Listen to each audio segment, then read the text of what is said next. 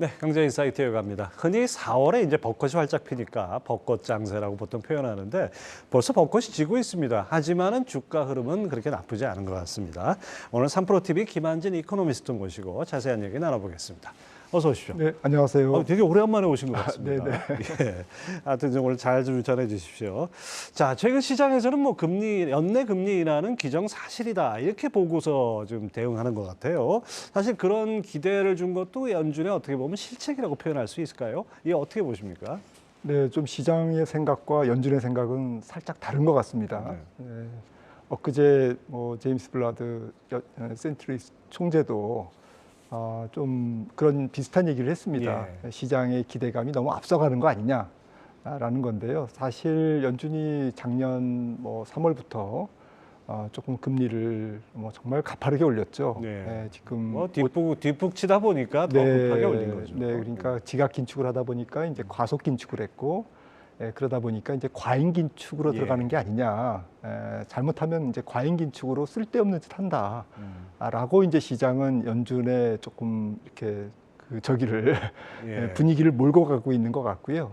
연준은 지금 현실적으로 물가가 높기 때문에 물론 이제 금리 인상이 막바지 국면에 들어가는 것은 맞다라고 이제 여러 차례 말했지만 금리 동결 기간이 길어질 수 있다라는 것은 수차례 얘기했거든요. 그렇죠. 그래서 단 은행 문제가 더 불거지지 않는 한, 은행 문제가 대출 축소를 통해서 경기 침체를 더 유발하지 않는 한 올해 연내 금리 인하는 좀 어려울 것 같다라는 그런 취지의 얘기를 계속 시장에 던지고 있습니다. 시장과 연준의 삿바 싸움 같습니다. 예. 사실 연준이 앞서가고 시장이 따라가는 게 보통인데 자꾸 이제 실수를 하다 보니까 이제 오히려 연준이 시장을 따라와야 되는 상황이 올 수도 있지 않나 싶은데요. 하지만 지금 시장 불안 요소가 완전히 사라졌다 이렇게 보기는 어렵지 않습니까? 특히 이제 은행 리스크 문제와 경기 침체 두 가지가 걸리는 부분이긴 한데요. 먼저 경기 부분에서는 어떻게 보십니까? 네, 지금 경기 부분이 어제 좀 구인 구지 보고서도 나왔습니다만은 살짝 이제 둔화되고는 있습니다. 하지만 여전히 실업률은 3.4% 굉장히 낮은 수준이고 어제 기업들의 신규 채용이 처음으로 오랜만에 이제 1,000만 건이 아래로 가면서 최근 2달간 120만 건이 감소했으니까 1월에 이어서 2월 그리고 사실 3월 수치는 아직 우리가 알 수 없습니다만 3월부터 은행 문제가 불거졌기 때문에 아마도 3월 수치는 더 내려갔을 수 있다. 그래서 이제 고용도 잡혀가는 게 아니냐라고 얘기하지만 실제로 지금 980만 명 지금 어제 발표된 미국의 기업들의 신규 채용 공고 수는 그리고 이번 주 주말에 발표되는 조금 비농업 일자리 수 지난달에는 31만 건 나왔죠. 이번 달에는 한 26만 건 예상되는데 26만 건의 신규 고용 일자리나 어제 나온 980만 건의 기업 채용 공고라든지 이런 부분들은 2018년에서 19년에 미국 경제가 굉장히 좋았을 때보다는 훨씬 높은 수준입니다. 여전히 높은 수준이고요. 680만 명이었거든요. 사실은 신규 채용이 2018년에서 19년 평균이요. 그러니까 엊그제 나온 이제 993만 명, 어제 나온 993만 명 수치는 떨어지긴 했어도 여전히 높다. 3.4% 실업률도 부인 수요가 아직도 얘기죠. 아직 뜨겁다. 그 이유는 미국의 초과 수요, 노동 수요, 바꿔서 얘기하면 과소 공급이죠. 과소 공급이 아직 470만 건에 이릅니다. 이 부분은 이제 좀 팬데믹 때 여러 가지 노동 시장이 균열된 부분, 또 베이비 부머의 은퇴도 있고, 그다음에 이민자 이런 부분들이 구조적으로 미국 고용을 타이트하게 만들기 때문에 지금 연준이 관심을 갖고 있는 주거비와 음식료와 에너지를 뺀 근원 슈퍼코어 서비스 물가라고 그러죠. 이 부분이 지난 3월 20일 파월 의장도 여전히 물가의 51%를 차지하고 있다, 56%를 차지하고 있다라고 얘기했거든요. 그러니까 아직까지도 좀 임금발 임금발 고용 시장의 타이트함 때문에 생기는 그런 인플레이션은 조금 천천히 둔화되는 그런 상황인 것 같습니다. 예, 그렇죠. 경기가 침체돼야 고용이 식지 않을까 싶은데 그것도 뭐 이렇게 썩 반가운 건 아닌 것 같습니다. 자, 그다음에 은행 이게 금연 소비자 물가 나오네요. 네. 지금 말씀하신 바로 그 부분이죠. 네, 지금 자, 빨간색. 빨간색 선이 이제 슈퍼 코어 서비스 물가, 예. 그러니까 이제 주거비까지 뺀 근원 물가인데요. 이게 뭐 지금 내려오다가 말고 있습니다. 오히려 더 올라가는 것 같습니다. 네, 살짝 뭐 지금 더 올라가고 있고 이 부분이 전체 미국 물가의 56%를 아직도 차지하고 있기 때문에 네. 하반기에 내려가는 것은 맞지만 아직 갈 길은 멀다라고 예. 이제 해석을 할 수밖에 없는 상황입니다. 그렇군요. 자, 은행 리스크 관련해서는 뭐 이른바 약한 고리가 이게 2008년하고 비교해서 우리가 모르는 게 숨겨져 있는 거 아닌가 이런 생각도 좀 듭니다. 네.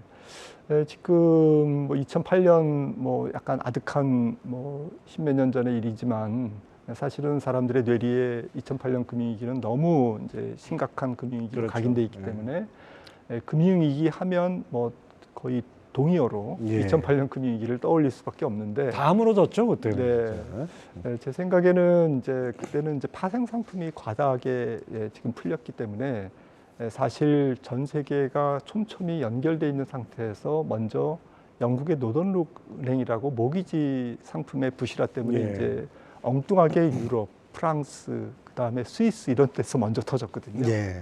근데 지금은 이제 그런 이제 과도한 파생 상품은 없는 것으로 지금 알려져 있고요. 물론 이제 구조화된 증권이라든지 일부 파생 상품이 있긴 합니다만 그때는 실체조차 파악할 수 없을 정도로 지금 그 과다한 그림자 금융이 지금은 조금 그래도 없는 편이 아니냐라고 생각을 하는데 문제는 이제 그런 파생 상품은 없지만 여러 가지 주변 여건은 조금 금융 위기까지는 아니더라도 금융시장에 불편한 여러 가지 현상들을 만들기에 충분한 그런 환경적 요인은 여전히 존재하고 있다. 2008년 같은 그런 대규모 금융위기는 아닐지라도 그렇게 생각을 합니다.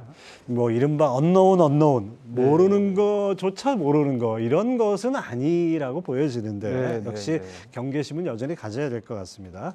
자, 이번 FOMC에서 연준이 내놓은 이 경제 전망을 보면 올해 0.4% 성장을 예상했어요. 이렇다 그러면 상반기와 하반기 합쳐서 봤을 때 그렇다는 얘기니까 하반기는 마이너스로 간다는 얘기 아닙니까? 그렇습니다. 이건 경기 좀 걱정해야 되는 거 아닐까요? 네, 사실은 연준의 목표는 하반기의 경기를 떨어뜨리는 거죠. 네, 떨어뜨리기 위해서 지금 열심히 5%포인트의 금리를 올린 거고요. 근데 살살 떨어뜨려야지 잘못하면 진짜. 네, 그래서 어쨌든 뭐 지난번 3월 20일 FOMC 회의 끝나고 기자회견에서 파월 의장도 연착륙에 대해서 자신이 없다라는 표현을 처음으로 썼거든요. 네, 그러니까 연착륙을 할 수 있느냐 없느냐는 사실 좀 은행 문제에 달려 있는 것 같고요.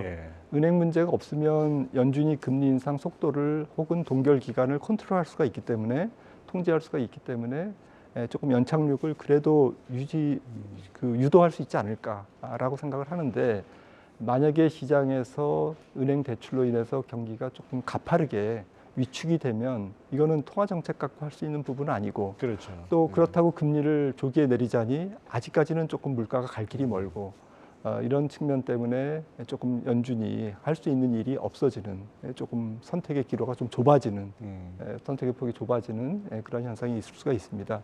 말씀 주셨듯이 올해 연준이 3.6%의 연말 근원 PCE 물가를 달성하려면 지난번 3월 20일 정책회의 발표 이후에 뭐 경제 전망 자료를 내놨는데요. 그때 3.6%의 근원 PCE 물가를 달성하려면 말씀 주셨듯이 0.4%의 성장률을 지금 올해 그 정도를 맞춰야 되거든요. 아마 이제 계산을 해봤겠죠. 그러니까 0.4%의 성장률이 일어나더라도 올해 겨우 3.6% 연말에 근원 PCE 물가를 달성할 수 있는 거니까 사실 연준도 만만치 않은 게임이라는 것을 잘 알고 있고요. 그럼 성장률을 더 낮춰야 그 근원 PCI가 더 떨어진다는 얘기가 그렇습니다. 아닙니까? 네, 그래서 올해는 0.4, 내년에는 1.2. 그래서 내년도 근원 PC는 한 2.6 정도까지 떨어질 수 있다. 그러니까 여전히 내년 말에도 1년이 넘은 내년 말 시점에도 연준이 목표하는 2%의 근원 물가를 달성하기는 어렵다라고 지금 보고 있는 거고요.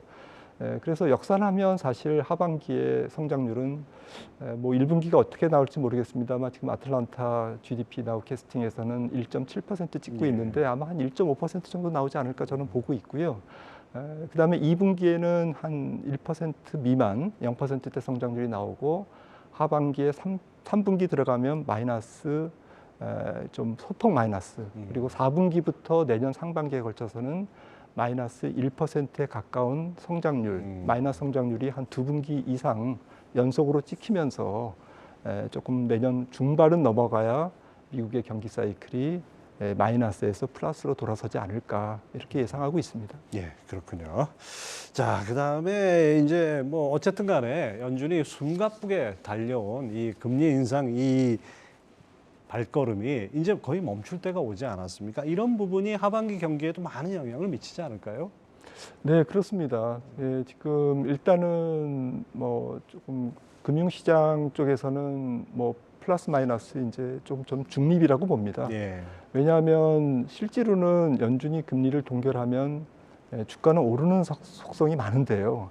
실제로 뭐 1950년 이후에 오른 적이 훨씬 더 많았고 확률적으로 한 7, 80%는 올랐다. 동결하면 이제 이런 부분들은 주식시장에서 환영할 만하지만 사실 뭐 경기적인 측면, 실물 경기적인 측면에서는 실제로 금리를 동결한 다음에 조금 여러 가지 기업 대출이나 가계 대출의 연체율이 올라가는 성향이 있고요.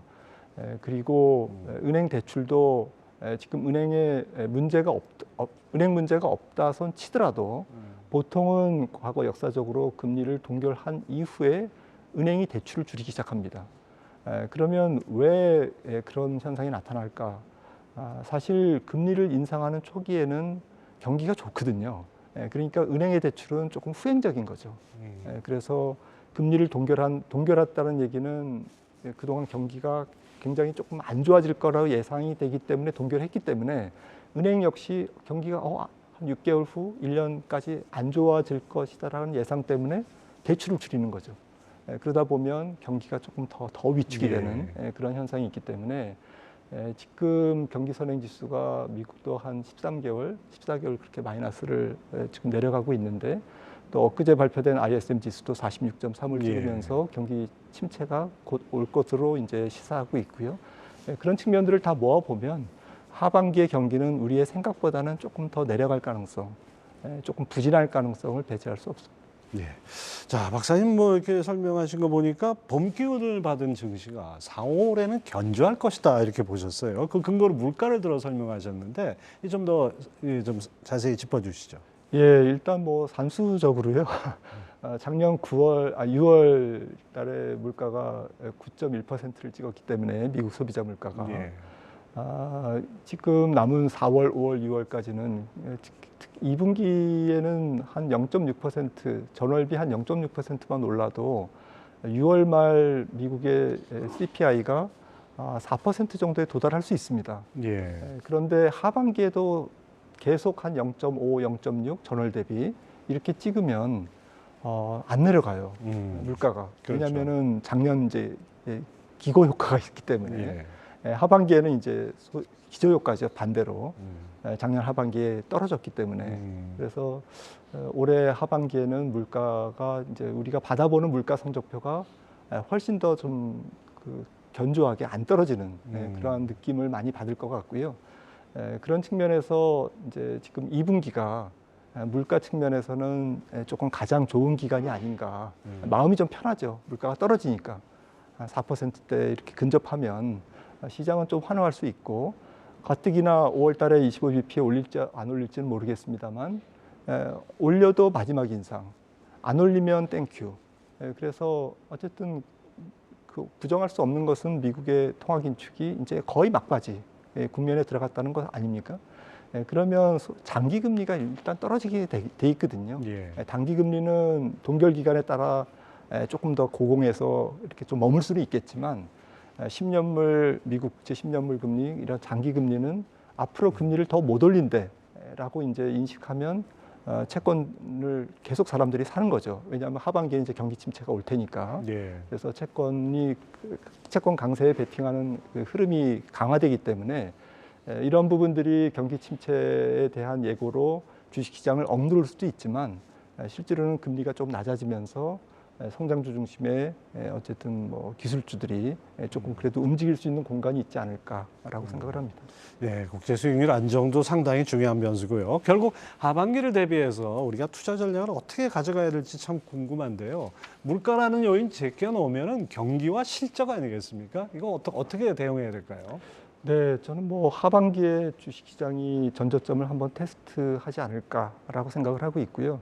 지금은 그 전에 조금 전에 말씀 나눈 이런저런 요인들, 예. 또 통화 정책에 대한 안도감 이런 것들이 이제 좀 어우러져서 조금 단기 랠리를 만드는, 그러니까 추세적 랠리라기보다는 조금 제한적 랠리라고 생각을 하고 있고요.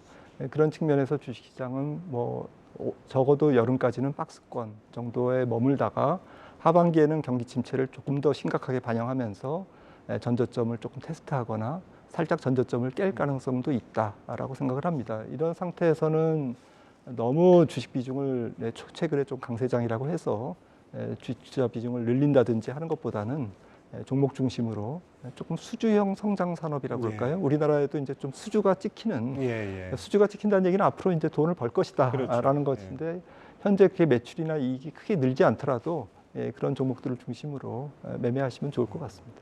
뭐 봄이 왔다지만 지금이 여전히 베어마켓이라는 거 그 전제는 변하지 않은 거죠. 예, 지금까지 3프로TV 김한진 수석 이코노미스트 함께했습니다. 말씀 감사합니다.